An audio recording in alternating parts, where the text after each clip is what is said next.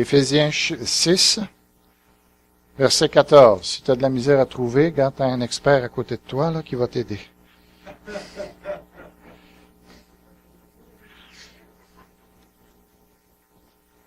Si vous voyez des gens à côté de vous, là, comme ça, qui ont de la difficulté, offrez-leur de vous aider. Surtout que ce matin, il n'y a pas de diapo, donc je vais vraiment juste dans la parole. Alors, voilà, ça dit au verset 14, tenez donc ferme, ayez autour de votre taille la vérité en guise de ceinture. Vous avez déjà commencé à apprendre cela par cœur. Ce matin, on va voir enfiler la cuirasse de la justice. Juste avant, on va aller dans la prière. Tendre Père, que tu puisses vraiment utiliser ce qui va se dire ce matin pour bénir ton peuple, bénis les autres pasteurs, les autres églises, Seigneur, que ton œuvre avance partout dans le monde pour que tu puisses revenir le plus vite possible. Dans le nom de Jésus. Amen.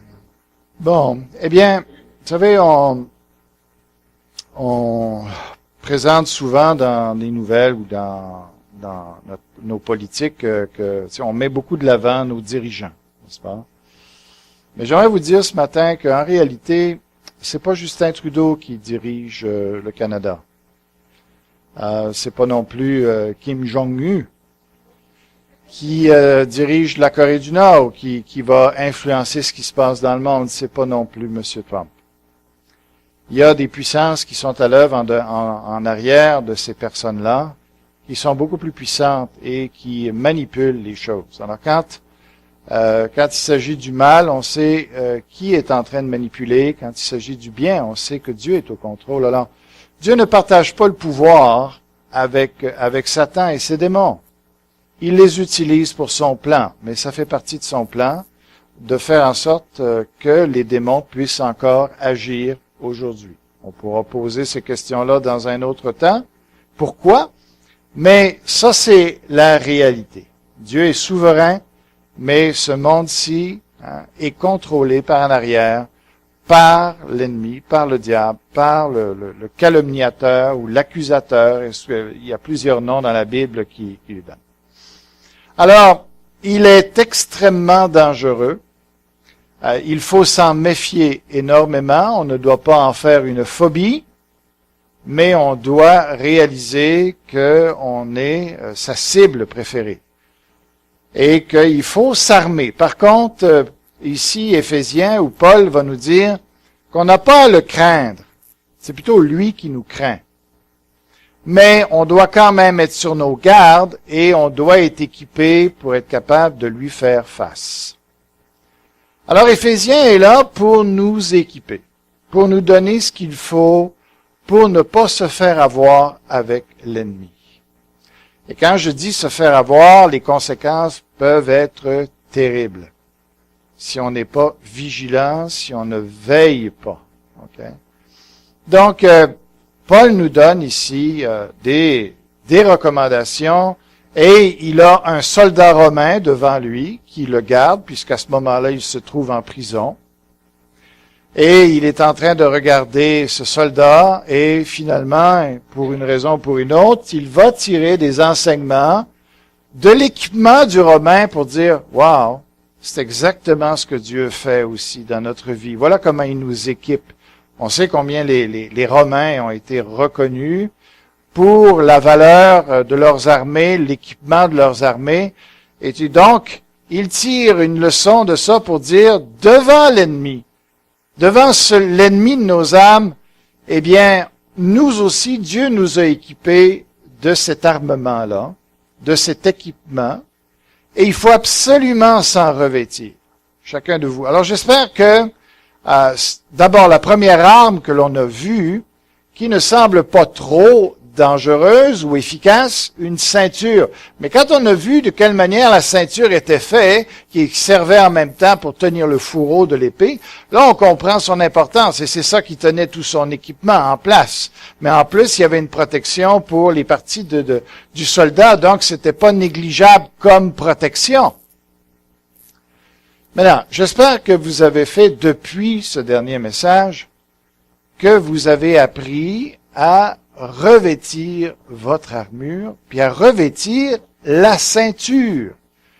est-ce que, en débutant vos journées, est-ce qu'à partir de là, vous avez pu visualiser le fait que non seulement vous deviez vous habiller, moi j'ai mis ma ceinture, mais qu'en même temps, donc au fur et à mesure, et je me sers de l'image, je vous dis, les prochaines fois que vous allez mettre votre ceinture, pensez à votre ceinture spirituelle, qui est beaucoup plus importante que de perdre vos culottes, comme on a vu la dernière fois. D'accord? OK? Alors, il faut mettre votre ceinture. Okay? Elle est importante. Et comment on met notre ceinture? Okay? Est-ce que c'est lire la Bible? Oui, en quelque sorte, oui. Mais c'est plus que ça. OK? On vous donne des versets à apprendre, etc. Qu'est-ce que ça veut dire, mettre sa ceinture? Ça veut dire que il faut qu'on comprenne que depuis qu'on est tout petit, on s'est fait bourrer le crâne de tas de conceptions qui sont du monde. Paul va les appeler les principes rudimentaires du monde ou les principes élémentaires du monde. OK? C'est incroyable toutes les conceptions que l'on a dans notre tête qui ne sont pas selon Dieu, qui ne reflètent pas la volonté de Dieu, qui sont contraires à l'Esprit de Dieu. Dans la Bible, il y a toujours cette présentation contraste qui est présentée, l'Esprit du monde, l'Esprit de Dieu. Quand vous venez au Seigneur, vous ne vous rendez pas compte que votre raisonnement est complètement moulé par l'Esprit de ce monde. Et ce que vous faites quand vous venez à l'église ou quand vous ouvrez la Bible, vous devez prendre conscience, je dois prendre conscience que je dois renouveler mes pensées. Je dois, autrement dit, laisser tomber ces principes du monde, je dois les changer. Je dois d'abord prendre conscience quelles sont ces pensées-là pour dire, bien, quel doit être ce qui vient à la place. Et on doit faire cet exercice-là quand on lit la parole, de réaliser ce que je lis, de quelle manière. C'est sûr que c'est en opposition avec ce que vous pensez naturellement. Sûr.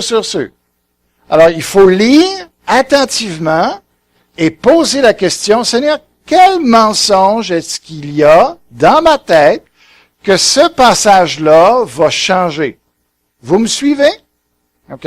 Alors, par exemple, on peut prendre à peu près n'importe quel exemple. Aujourd'hui, on nous dit, par exemple, qu'une famille, ça peut être 2 papas, 2 mamans. Mais qu'est-ce que la Bible dit? OK? Qu'est-ce que la Bible dit du contrôle de naissance, par exemple? Alors, les parents décident combien d'enfants ils vont avoir. S'ils veulent pas en avoir, c'est eux qui décident tout. Et puis, il semble qu'ils veulent pas trop en avoir. Mais qu'est-ce que Dieu dit? OK? Qu'est-ce que Dieu dit de la mode? OK? Est-ce qu'une femme doit être habillée? Est-ce qu'une femme, on va nous dire, non, elle peut avoir les cheveux comme elle voudra, elle peut avoir ses vêtements comme elle voudra. Mais qu'est-ce que la Bible dit? OK?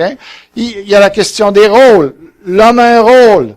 Et la femme. Mais on veut plus ces rôles-là dans la société. Mais qu'est-ce que la Bible dit? Et tout cela, au fur et à mesure, on réalise que, on met tellement d'emphase sur la beauté, mais qu'est-ce que Dieu dit par rapport à ça? OK? Alors, toutes ces choses-là, OK? Le sport, aujourd'hui, c'est mis en évidence. Mais qu'est-ce que Dieu dit de ça? Dieu a une opinion sur toute chose. Vous comprenez? T'sais? Alors, il faut avoir un fonds de retraite, il faut avoir des REER. Je vous dis pas que toutes ces choses-là sont mal, mais je vous dis, vous êtes, et moi aussi, bourrés de choses, de conceptions qui sont contraires à Dieu. Et si on ne fait pas l'exercice conscient de prendre conscience de ça et de dire, oups, ça, je viens de voir un mensonge là, il faut remplacer ça. Regardez. Je remarque que beaucoup de chrétiens cherchent davantage à diriger leur vie en fonction de ce que les experts disent, en fonction de ce que les psychologues vont dire, que ce soit sur l'éducation des enfants, que ce soit sur comment se sortir de la dépression, comment être guéri de notre passé, etc. On nous dit ça. Mais est-ce que Dieu sait de quoi on parle? Est-ce que Dieu sait mieux que nos experts? Voyez-vous? Ce que j'ai l'impression, c'est qu'il suffit de mettre quelqu'un avec un sarrau blanc qui dit qu'il possède des diplômes puis qui dit faire des études, OK, scientifiques, pour qu'on dise, oh, OK, ouais, mais qu'est-ce que la Bible dit? Ouais, mais on va adapter. Non. Non, non. Est-ce qu'on a vraiment cette confiance-là que la parole de Dieu est vraiment infaillible? Tu sais, que tu ne mettras n'importe quel sarrau blanc à côté, et s'il est en train de dire le contraire de ce que la Bible dit, quel choix nous faisons? Voyez-vous? J'ai l'impression que dans nos églises, de plus en plus, il suffit que la science ne peut pas être manipulée par le mensonge. Faux. Faux. Et à partir du moment où Paul dit, faites attention à l'esprit du monde, faites attention à cela, aux philosophies de ce monde, etc. Mais est-ce que la science est à côté de ça? Non. Il y a des choses qui sont vraiment selon les lois de la nature dans la science, mais il y a tout un paquet de spéculations aussi dans la science. OK? Où il faut dire, non, Dieu dit ça. Je prends la correction physique, par exemple. Dieu dit que ça prend ça pour avoir des enfants qui se tiennent, des enfants qui ne se briseront pas, qui ne s'abîmeront pas, qui vont respecter les autorités de ce monde, qui n'auront pas de problème avec la loi, etc. Dieu dit, si tu veux pas perdre ton enfant, il faut que tu le corriges à l'occasion, puis dans l'amour, bien sûr, mais alors aujourd'hui, on dit, alors il faut plus toucher. Mais qui a raison? Il n'y a pas si longtemps, on disait aux femmes, l'allaitement naturel, c'est pas une bonne chose. Vous vous souvenez de cette mode-là? Et après ça, on dit, on va revenir. C'est ça, le monde. Mais pendant ce temps-là, il y a des générations qui sont pourries, des générations qui sont abîmées, qui sont perdues. Et là, on se dit, il y a personne qui s'excuse. C'était grave ce qu'on a fait. Hein? Bien, il faut faire attention. Les courants de ce monde passent et on pourrait donner sur la sexualité, sur n'importe quelle base. OK? Sur la nourriture, on nous sort plein de lois. Il faut continuellement se fatiguer avec qu'est-ce qu'il faut manger, qu'est-ce qu'il faut pas manger, ça c'est pas manger. Mais qu'est-ce que Dieu dit sur la nourriture? Comment est-ce que Dieu dit qu'on peut être en santé? Ça dit ça. Alors, quand on fait, et on va voir des versets qui sont clairs. On va faire l'exercice avec certaines vérités. Alors, quand vous voyez ces choses-là et que vous lisez ce que la Bible dit, bien, c'est là qu'il faut dire non, je fais confiance à ce que Dieu dit. OK? Alors, on va juste regarder certaines vérités. Par exemple, je vais juste vous conduire dans le psaume 103. On peut regarder juste cette vérité-là. Psaume 103.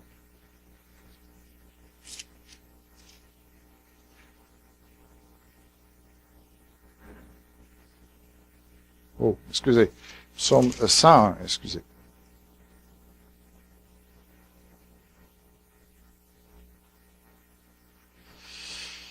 Alors, ça dit, je ne mettrai rien de mauvais devant mes yeux. 103. OK, alors David dit, je ne mettrai rien de mauvais devant mes yeux. Beaucoup de chrétiens vont dire, tu sais, je regarde les films, je regarde à peu près n'importe quoi comme film, j'écoute n'importe quoi comme musique, je fais tourner la musique dans mon auto, ça ne me dérange pas. Ça ne m'influence pas. Vrai ou non? Qu'est-ce qui se passe en arrière? C'est bon, il est fort, hein? OK. Ah, vous savez, c'est tout inversé, ça. Je ne mettrai rien de mauvais devant mes yeux. Wow! Est-ce que comme chrétien, on dirige notre vie avec ça? Est-ce que le fait que tu dis, moi, ça me dérange pas. Moi, tu sais, écoute, rendu à l'âge que j'ai, j'en ai vu toutes les sortes, écoute, ça m'emmènera pas à pécher. Non, mais toi, tu dis une chose, mais qu'est-ce que la Bible dit? Et si tu es chrétien, qu'est-ce que tu fais? Est-ce que tu vas prendre la décision ce matin-là, quand tu vas méditer ça, de dire, OK, je mets ma ceinture, ça veut dire, à partir d'aujourd'hui, ma réflexion, ça va être, Seigneur, par ta grâce, je vais faire attention à ce que je vais mettre devant mes yeux. Voilà mettre sa ceinture. Si tu ne prends pas cette décision-là, tu n'es pas en train de mettre ta ceinture. D'accord? On va aller dans un autre exemple. Tournons dans Proverbe, par exemple. Proverbe 31.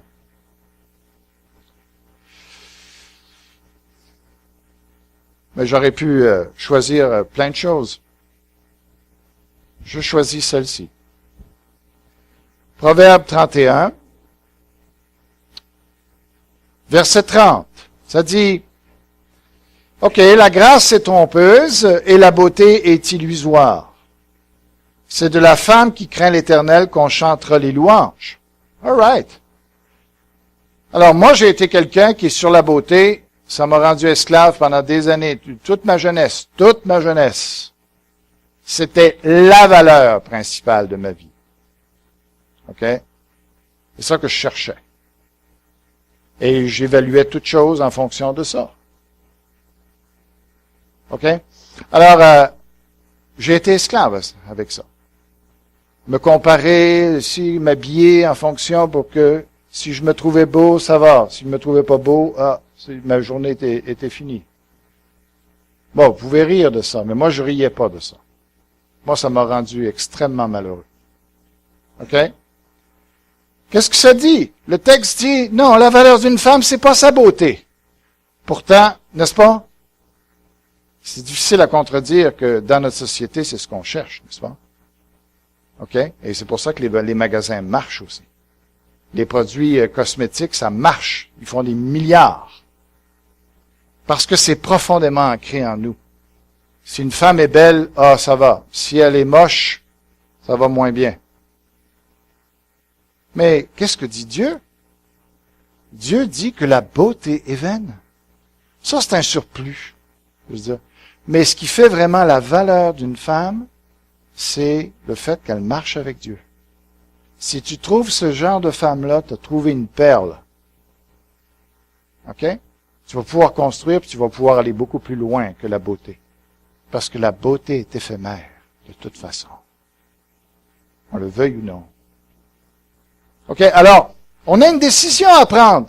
Moi, j'ai dû prendre cette décision à partir d'aujourd'hui. Quand tu vois ce verset-là, tu dis, Seigneur, est-ce que, à partir d'aujourd'hui, est-ce que ça va être d'avoir un nouveau jeans, une nouvelle chemise, un nouveau bijou qui va être important, ou ça va être, non, Seigneur, peut-être que je peux me contenter de ce que j'ai.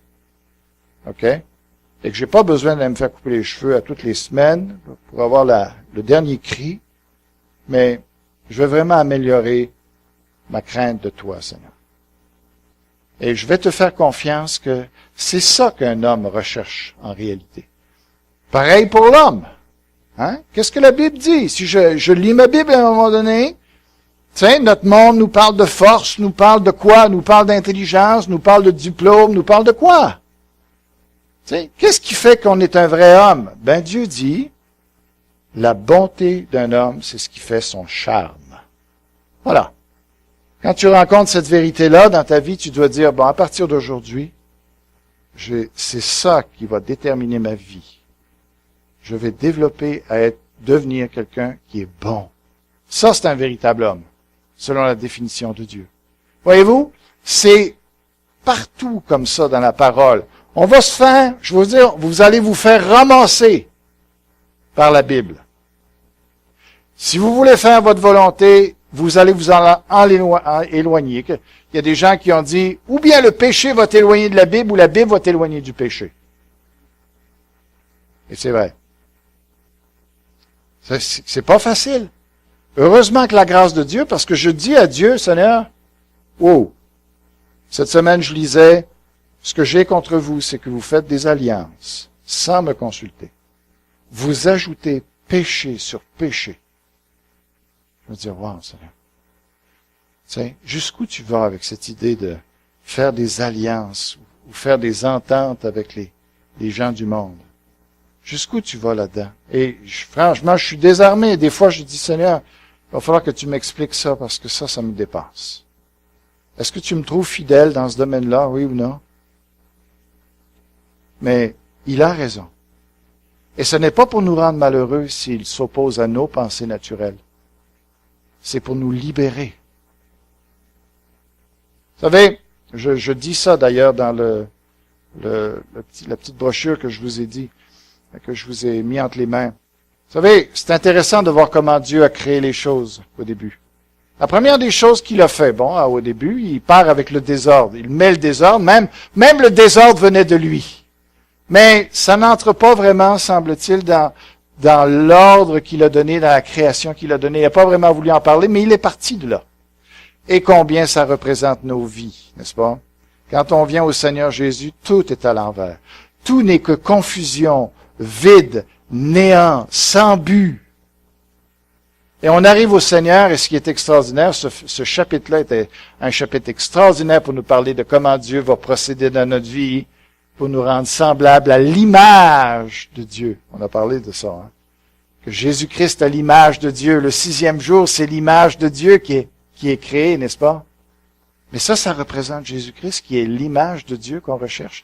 Donc, chaque journée est là pour nous dire, voici comment Dieu va travailler dans ta vie pour t'emmener à cette stature-là. Wow! Merci Seigneur de me révéler cela. Comment il a commencé et comment la vie chrétienne commence? Bien, la première des choses qu'il fait, c'est met la lumière. Qu'est-ce que ça prend? Ça prend le Saint-Esprit. Tu commences, si tu veux changer de vie, il faut que le Saint-Esprit soit dans ta vie. Lui, il va donner, c'est lui qui est la lumière. D'ailleurs, l'apôtre Paul avait compris ce principe-là parce qu'il dit ça, hein, que autrefois, il y avait un voile, hein, vous étiez des enfants de ténèbres, etc. Puis là, il dit, oui, mais le Saint-Esprit est venu et il nous révèle la gloire de Dieu. Ouais, tu as besoin de la lumière, tu as besoin du Saint-Esprit dans ta vie. Et l'autre chose qu'il va faire ensuite, qu'est-ce qu'il fait? Il divise l'eau salée de l'eau douce. Hein? Mais qu'est-ce que c'est ça? C'est qu'il sépare les pensées de ce monde, qui sont amères, qui sont salées, qui sont imbuvables. Tu vois? Pour te donner de l'eau douce. Il va falloir que Dieu fasse un travail incroyable dans nos vies de séparation des pensées du monde par rapport aux pensées de Dieu. Et qu'est-ce qu'il y a entre les deux? L'air qu'on respire. La liberté. Où les oiseaux sont là-dedans. C'est ça qu'on veut expérimenter la liberté. Qu'est-ce qu'il faut faire? Séparer les pensées du monde des pensées de Dieu dans notre vie. C'est ça l'exercice. C'est pour ça qu'on lit notre Bible. Vous voyez? Alors, on pourrait s'entretenir encore longtemps, vous voyez, mais il me reste 10 minutes pour parler de l'arme d'aujourd'hui. Mais c'est pas grave. La cuirasse de la justice. Qu'est-ce que c'est que ça? Et ça, c'est toute une arme, parce que probablement que c'est l'arme la plus essentielle. Dans le sens que c'est le plastron ou la cuirasse, c'est ça qui protège les organes essentiels chez quelqu'un, chez un soldat. Alors, il faut vraiment comprendre c'est quoi cette justice-là, parce que ça va protéger ce qui est le plus essentiel dans notre vie en tant que chrétien. De quoi on parle? Je vous invite parce qu'on n'ira pas le voir là, mais je vous invite à tourner, vous irez voir ça dans la journée. 1 Timothée, chapitre 1, les versets 5 à 19. Ou les 5 et 19, OK? Dans ces passages-là, Paul dit à Timothée, je t'ai laissé à Éphèse parce que je veux que tu t'assures à ce que dans l'Église, les gens aient le cœur pur, une conscience, une bonne conscience et une foi sincère. Voici les 3 choses que le diable veut attaquer le plus dans notre vie. Okay?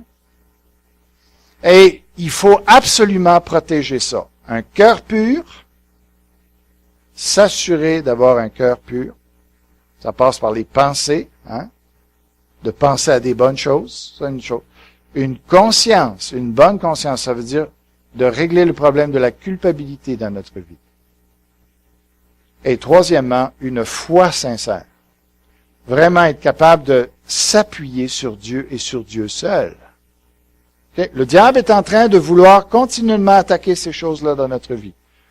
Dieu nous a donné une arme pour protéger ça. Quelle est cette arme-là? Nous allons regarder ça un petit peu. Tournez avec moi dans Romains.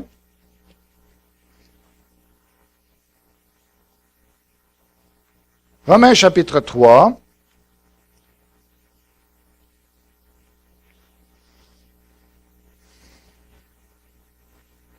Des versets qu'on connaît bien, mais je veux juste vous... Alors, il y a deux formes de justice qu'il faut absolument qu'ils soient dans notre vie si on veut être protégé de l'ennemi. Okay? Protégé, que notre conscience soit protégée, que notre cœur soit pur, etc. Il y a vraiment... Alors, la première forme de justice, si je peux l'appeler comme ça, eh bien, elle se trouve dans Romains chapitre 3. C'est la déclaration de justice. Alors, voici ce qu'il dit, par exemple, au verset 23, que tout le monde connaît. Tous ont péché et sont privés de la gloire de Dieu. Et ils sont gratuitement déclarés justes par sa grâce, par le moyen de la libération qui se trouve en Jésus-Christ. Cette version-là, c'est une traduction qui est bien. Je suis d'accord avec la vérité qui est là. On est déclaré juste. Mais dans le grec, ça dit ils ont été justifiés au passé. OK, tout simplement. Mais je suis d'accord que le sens de ces passages-là, dans Romains 3, 4 et 5, c'est vraiment l'idée d'une déclaration de justice. Ça veut dire que légalement, devant Dieu, Dieu dit, à partir d'aujourd'hui, cette personne-là qui a mis sa foi en moi, je le considère comme parfaitement juste à mes yeux. Même si dans la réalité, il a encore des péchés, moi, je prends la décision de le voir à partir de maintenant comme un saint, comme un juste. D'accord? Ça, c'est la première des choses qu'il faut qu'on réalise, la première forme de ce qu'est notre armure, de notre cuirasse de justice, c'est qu'il faut comprendre qu'on a été déclaré juste et qu'on en finisse avec la culpabilité de ce genre-là. Autrement dit, de quelle manière? L'assurance du salut. Ce n'est pas normal de ne pas avoir l'assurance de notre salut quand on comprend cette vérité-là. Si on n'est pas sûr de notre salut, on ne pourra pas vraiment marcher avec Dieu parce qu'on va toujours être hésitant. Et on va tomber dans la tentation de vouloir toujours faire des choses pour lui plaire au lieu de se reposer dans ce qu'il a accompli. Vous savez? Croyez-vous que vous êtes des déclarés justes? Pouvez-vous dire que vous êtes des saints, des justes à part entière et parfaitement devant Dieu? Est-ce que vous pouvez dire ce matin que c'est comme ça que Dieu vous voit, malgré vos péchés encore? Que vous avez été déclaré juste, c'est une sentence de justice qui fait que c'est ça qui assure notre position éternelle avec Dieu. Croyez-vous cela? C'est fondamental. Si le diable peut nous faire douter de notre salut, eh bien, ça va être bien difficile de marcher, de travailler pour lui, de faire des choses, et on va retomber dans les choses du monde. Parce que ça va être trop pénible de marcher avec Dieu. On ne sera pas assez sûr de son amour. On a l'impression qu'il va toujours falloir en faire plus, et on va se décourager. Et finalement, on va retomber à ce qu'on connaissait avant. Vous me suivez? Dans Apocalypse 12, vous pourrez aller voir ce verset-là. La Bible dit que le diable est l'accusateur des frères. Voyez-vous? Pas l'accusateur des gens du monde. L'accusateur des frères et des sœurs. Jour et nuit, il nous accuse devant Dieu. Les gens du monde, ils lui appartiennent, il n'y a pas besoin de les accuser. Ils sont condamnés, eux. Mais quand on prend la décision de marcher avec Jésus-Christ, de l'accepter comme notre sauveur, il y en a un à qui on vient de déplaire considérablement. On vient de sortir de son pouvoir, et lui, là, il nous a perdus à jamais. Mais, s'il peut nous donner l'impression qu'on est coupable, s'il peut nous rendre malheureux à ce niveau-là, il va le faire. Et il est constamment en train de prendre les choses qu'on fait mal, et il amène ça devant Dieu. Il dit, tu dois le condamner. Tu dois le condamner. Tu dois me laisser le frapper. Tu dois me permettre de le rendre malade, de lui faire un accident, de le juger d'une manière ou d'une autre. Il est constamment, comme avec Job, en train de réclamer ça devant Dieu pour chaque péché que l'on fait. Heureusement qu'on a un avocat. Jésus qui est là, qui dit, oui, mais j'ai payé pour lui. Oui, mais j'ai payé pour lui. J'ai payé pour lui. Et la seule fois où Dieu va dire, je te le laisse, ça va être parce qu'il y aura un désir d'éducation en Dieu pour dire, je vais me servir de toi, Satan, pour l'emmener un peu plus loin avec moi. Mais ça ne sera pas par jugement, par punition, mais par éducation. Voyez-vous? Mais nous, quand on sent la culpabilité ou quand on vient à dire, est-ce que je suis sauvé, pas sauvé? Écoute, tu dois prendre ces passages-là. Abraham qui dit qu'il n'a pas été justifié par ses œuvres, mais il a été simplement compté comme justice devant Dieu parce qu'il a mis sa foi en Jésus-Christ. That's it! Son cas est réglé. OK, ça c'est la première forme de justice qu'il faut absolument que chacun d'entre vous vous ayez. Avez-vous l'assurance de votre salut? Par la grâce, pas parce que vous êtes bon. Pas parce que le fait de pécher encore ne remet jamais cela en question. Vous me suivez? OK, ça c'est hyper important. Deuxièmement, par contre, il faut marcher dans la justice.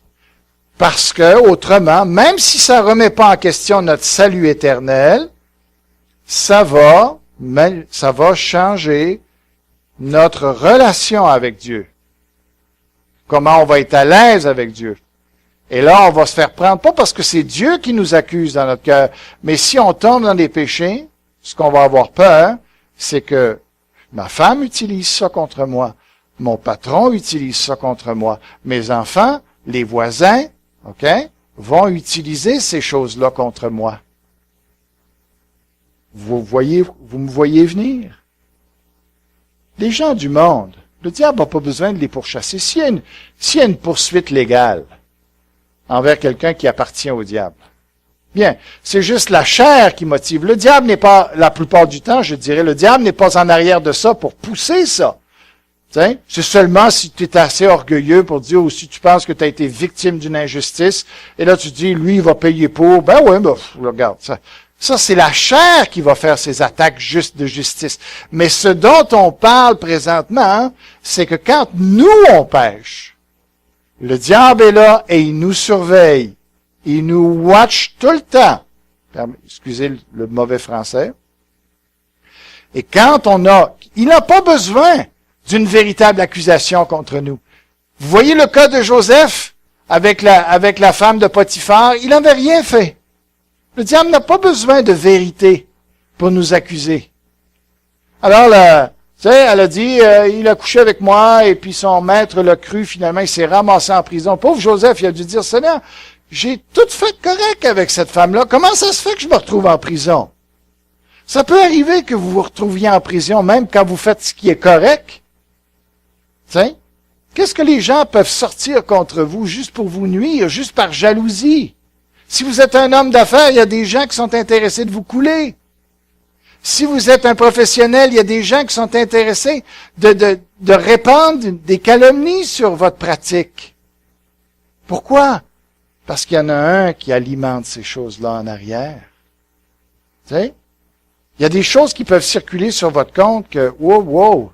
Tu sais, si un jour vous êtes un politicien, vous savez comment est-ce qu'il faut avoir carte blanche, il faut avoir une feuille blanche quand on est politicien. Ça prend pas grand-chose pour que les gens commencent à fouiller dans nos affaires. Il suffit juste une mauvaise réputation. Et le diable n'a pas besoin de la vérité pour ça. Mais qu'est-ce que donne la vérité à ce moment-là? C'est que là, Dieu est avec nous et Dieu nous fait justice. Quand on marche dans la vérité, qu'on peut dire à Dieu, j'ai jamais fait ça. On n'a pas le droit de m'accuser pour ça. On n'a pas le droit de m'amener en cours pour ces choses-là. Vous savez, en grandissant, je me dis, peut-être qu'un jour, je vais me retrouver dans la justice. Je vais peut-être me retrouver en prison, même. T'sais? Parce qu'il y a des situations que je me retrouve en prison, là. T'sais? Pourquoi? T'sais? Il s'est fait accuser qu'il a lancé un œuf. Bon, tu sais, sur une porte. Ben oui, c'est ça. Alors, c'est un cas comme ça, mais pour vous, ça peut être quoi? Tu sais, vous rentrez dans un bar, à un moment donné, vous voulez témoigner à quelqu'un, mettons que, tu sais, le Seigneur vous met à cœur d'entrer là parce qu'il y a quelqu'un qui est là, qui va se suicider. Vous rentrez là, mais il y a quelqu'un qui vous voit rentrer dans le bar. Si moi, je rentre dans un bar, attention. Vous savez qu'il y a quelqu'un qui peut dire, hey, le pasteur, ça va bien son affaire, rentre dans un bar, te dit qu'il prend un coup. Ça y est, c'est parti. Puis il y en a un qui est en arrière de ça, qui dit, raconte-les, puis les journalistes, vous avez vu le pasteur là qui s'est pris pour, qui est accusé, je sais pas si c'est vrai ou non, mais abus sexuel, là, il court après, vous avez vu? Pauvre gars, je voudrais pas être dans sa peau. C'était un peu loufoque, mais vous l'avez vu rentrer dans son char? Là, je te dis que ça flayait, hein? Mais, je sais pas, mais son monde vient de basculer à ce pasteur-là. J'espère pour lui qu'il est juste, puis que Dieu va être avec lui, puis que Dieu va l'en sortir. Voyez-vous? Mais c'est pour ça qu'il faut... L'autre, quand il dit, là, puis je termine avec ça, quand il dit, mets ta cuirasse de la justice, ça veut dire, marchons dans la justice. OK? Parce que si on veut minimiser, si on veut enlever le pouvoir du diable sur nous, là, il faut qu'on marche dans la justice. Parce qu'à un moment donné, vous pouvez cacher toutes ces choses-là aux hommes peut-être, mais lui, il les connaît. Et il va trouver un moyen de les sortir à un moment donné contre vous. Et ce jour-là, vous êtes mieux d'avoir Dieu avec vous pour vous défendre. Comprenez? C'est ça, mettre la cuirasse de la justice. Parce que là, on peut, dans ces moments-là que vous allez vivre, des situations, vous allez dire, ça se peut-tu que je sois rendu là? Comment est-ce que j'ai pu me retrouver dans une situation aussi problématique que ça? Tu sais, tu peux frapper un enfant, tu t'en vas dans la rue, calmement, tu tournes la tête, pouf, tu sais pas d'où ce qui part, tu l'écrases. Tu sais, comment tu vas réagir à ça? Regardez la personne là, qui a écrasé un canard sur le métropolitain. Va dire, ça pourrait m'arriver, moi, d'écraser un canard sur le métropolitain. Pas sûr que je vais faire ça. Connaissez-vous le métropolitain? Ben, tu fais pas ça sur le métropolitain. Puis si tu mets un break, là, il y en a 10 pour te mettre pour te rentrer dedans après. Tu sais, on va dire, là, ben, pas de permis pendant je sais pas combien de temps, puis elle est accusée. Tu dis, wow, cette femme-là, je sais pas ce qu'elle avait vécu jusque-là, comment qu'était sa vie, mais ce jour-là, en tout cas, sa vie a basculé. Vous savez pas ce qui vous attend. Je ne sais pas ce qui m'attend. C'est pour ça qu'il faut marcher avec Dieu. Puis il faut marcher dans la justice. Parce qu'à ce moment-là, dans ces moments-là où ça va être terrible, ça va péter de partout. Tu vas dire, OK Seigneur, je m'appuie sur toi. La tempête est forte en bébête. Mais je m'appuie sur toi. Parce que je sais que j'ai rien à me reprocher. On n'est pas sauvé par nos œuvres, mais on est préservé du diable par nos œuvres quand on marche avec Dieu. Vous me suivez? Quand vous prenez votre culte avec Dieu le matin, là, c'est pas juste une petite lecture comme ça qu'il faut faire. C'est une préparation spirituelle où on est en train de mettre une cuirasse parce qu'on veut pas se faire planter dans la journée. Parce que si on le prend pas au sérieux, ça peut devenir très grave.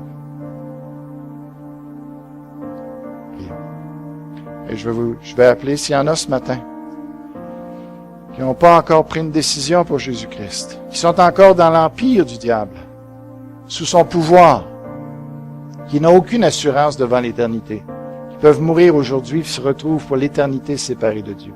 Je vous en prie. Prenez votre décision. Acceptez Jésus-Christ aujourd'hui. Et je veux juste vous demander de vous avancer pour témoigner publiquement votre foi. C'est ce que la Bible dit de faire. Venez me rencontrer en avant, et puis à ce moment-là, on verra ensemble comment vous allez pouvoir commencer votre vie chrétienne. Et ça peut juste vous faire du bien pour l'éternité. Alors, je vous attends, et puis c'est ça, on termine la réunion ici. Tendre Père, que tu puisses bénir ta parole. Garde-nous, donne-nous vraiment de nous revêtir de la cuirasse de la justice. Seigneur, de savoir comment faire. Au nom de Jésus-Christ.